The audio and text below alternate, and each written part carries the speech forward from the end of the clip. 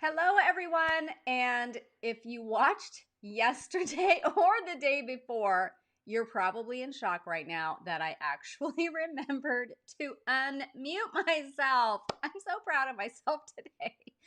So, good morning. Hello.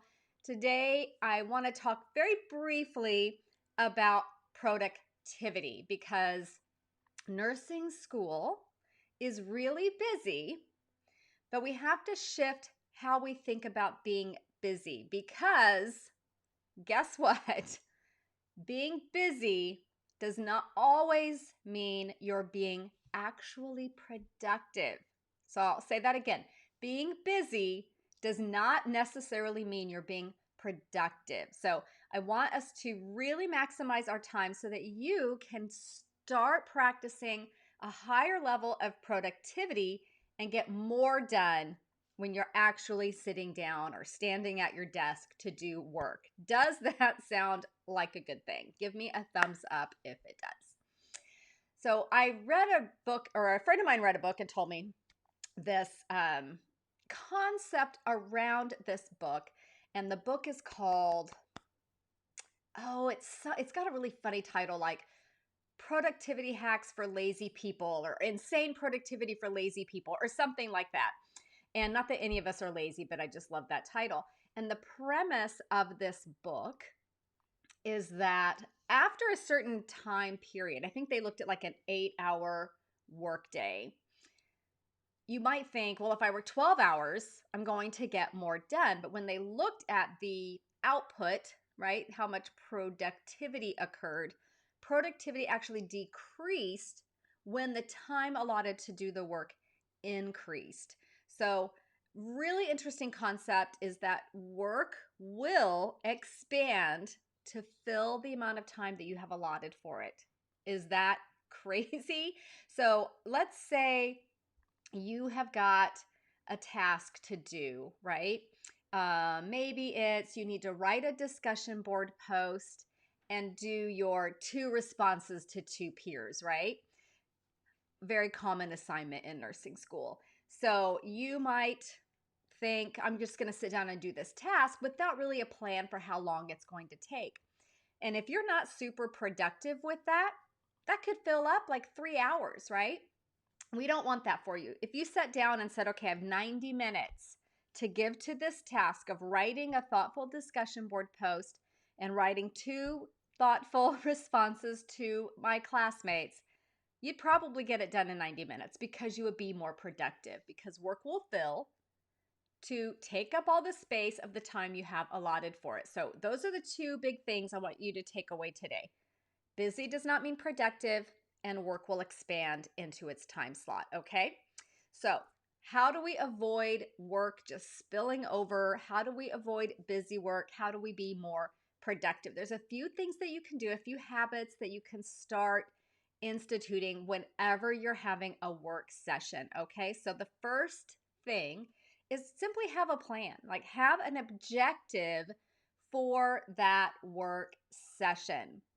And in order to have an objective for that individual work session, you need to have an objective basically for the whole week. So let me know in the comments if you are using some kind of a planner to plan out your week, whether that's a paper planner like the ones that I use, sell for my students, a digital planner, a digital management system of some kind.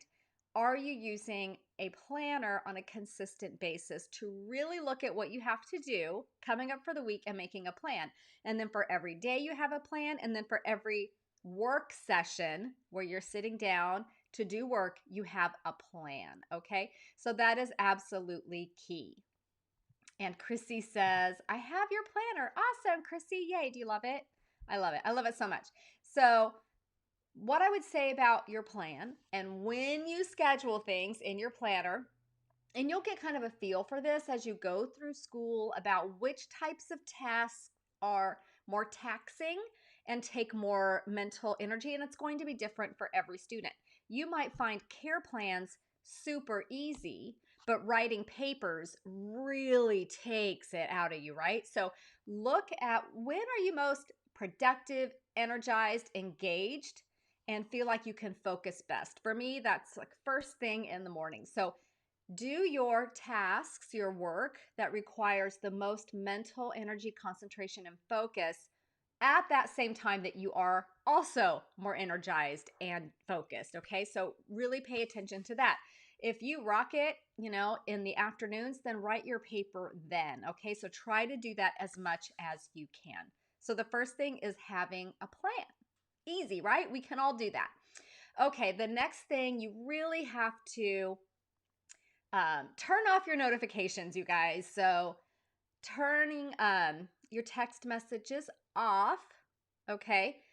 Shutting down your email program. And those of you that went through my 5-day challenge probably didn't realize maybe how much email was pulling you away from your tasks. Because every time, and I'm super guilty of this as well, every time that incoming email sound happens, I have this horrible habit of stopping what I am doing, no matter how important it is, and going to check my email. And that's not the way to manage email. It's managing you, right? So you manage your email, turn it off. Only check it at certain times of the day. Social media notifications are another one. You hear that little ding and it's like, oh, I got to go see what so-and-so said about my post, about my cat or whatever. Turn those notifications off. You could even just put your phone, your device in airplane mode, whatever, turn it off, put it away. Just turn off those notifications. I promise it will help you stay more focused and be more productive. And guess what? The notifications are going to be there in a couple hours when you take a break and go to check them, okay? So with that turning off of your notifications, it's really important to purposefully minimize your distractions. And the first step in that is really identifying what actually does distract you. So for me, when I am like on a deadline and I'm trying to get something done, probably the biggest distractor for me is my cat, Oliver. I love him to pieces, but sometimes he's a little needy and he will jump up on my desk, be walking on my keyboard. I can't work when he's doing that. So I have to say, okay, I'm going to spend 5 minutes giving him a bunch of affection and then he'll go lay down and sleep, because otherwise he's going to pester me nonstop for the next 2 hours and I'm not going to get anything done. The other thing that really distracts me, and I have this habit of just turning on the news and just letting it play in the background, because I thought, well, I just have to keep up on everything that's happening in the world, especially during COVID when it was just so uncertain and there was just so much upheaval and nobody really knew what was going on, right? Having like the TV on, for some people, even music on in the background can be really distracting. Even though I love listening to music, when I'm working, it's completely silent in my entire house because I get distracted by sound.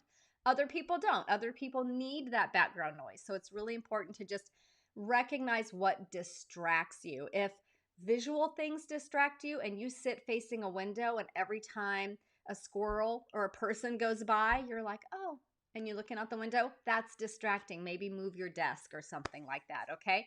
So those would be the things that I would say about minimizing distractions. Identify what actually distracts you and do away with it, at least for those focused work sessions, okay? And when we talk about focused work sessions, how many of you have heard about the Pomodoro technique? Give me a thumbs up if you have heard of the Pomodoro method or Pomodoro technique. I swear by it, especially when I've got stuff to get done and I can't not miss a deadline and I've only got, 2 hours to do this, right? Okay, Kara says noise canceling headphones. So for Kara, noise distracts her. So she wears noise canceling headphones. Great, great tip. Yes. So Teresa uses Pomodoro. Okay, perfect. So I use an app on my phone called Focus Keeper. I believe it's called Focus Keeper. It is free. When you go to look for it, it has, maybe I can just pull it up real quick, you guys. It has like it looks like a little orange. It's always helpful to know what the app looks like when you're going and hunting for it in the store, right? Nope, not ficus. I can't type with my thumbs, you guys. Okay. And it looks like this, okay, when you open it. And this is, you can set how long you want your work sessions to be. The default is 25 minutes, and I believe it does 25 minutes and then a short break, 25 minutes, short break, 25 minutes, short break.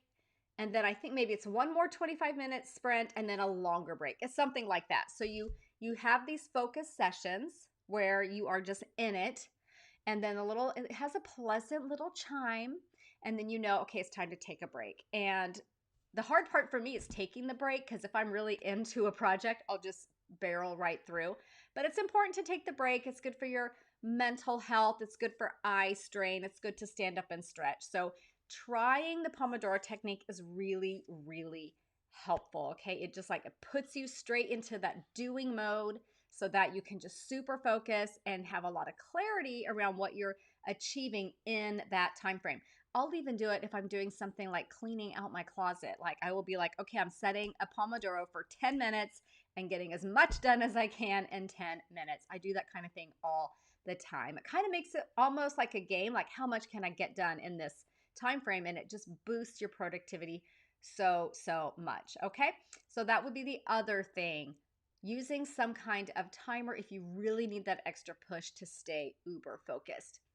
And then the other thing that I'm going to say, you guys, is to stop multitasking.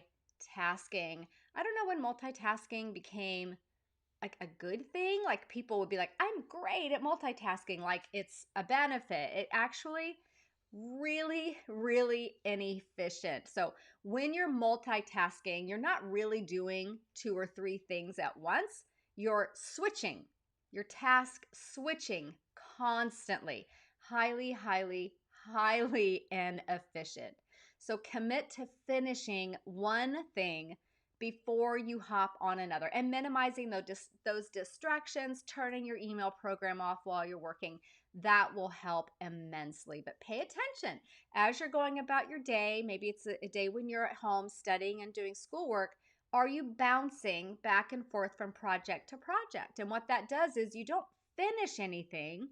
So you're always got these open loops everywhere, right? And those open loops cause stress and anxiety, and you feel like you have to keep circling back around to check on them or do another little piece of them. Tie up the loose ends on every project before you move to the next, okay?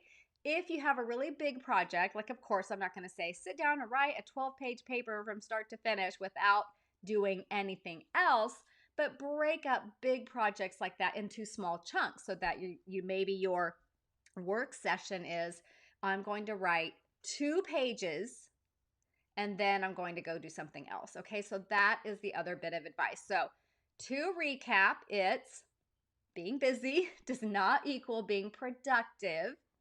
Pay attention to those times when you feel really busy and ask yourself, how productive am I being? What am I spending time on? Am I completing tasks? Very important to be checking everything off your list. And that work will fill the time you've allotted for it. So be very mindful of how much time you are giving to a task. Don't just sit down to study, okay? Sit down to do something very specific. So having that plan, turning off your notifications and minimizing distractions for whatever distracts you, and then maybe using the Pomodoro timer like I showed you, and really pay attention if you're task switching all the time, and really commit to sticking to one thing, completing it before moving on to the next, okay? All right. Alisa says, Pomodoros have saved my life. Wonderful, wonderful, Alyssa. Thank you so much. And Amanda says, so helpful. I burn myself out by not taking a break. Yes, I do the exact same thing. So that's what I wanted to talk about with you guys today. And then tomorrow, I'm going to be in the mountains. And I initially thought I can do this from there. I am not convinced the internet is going to work that great. So if I show up, great, but probably don't plan on it. The topic that I was planning to talk about tomorrow, I will just tack on to the end of Sundays. Okay, does that sound good? So on Sunday, we're talking about reading for nursing school and how it's different than maybe what you've done in the past.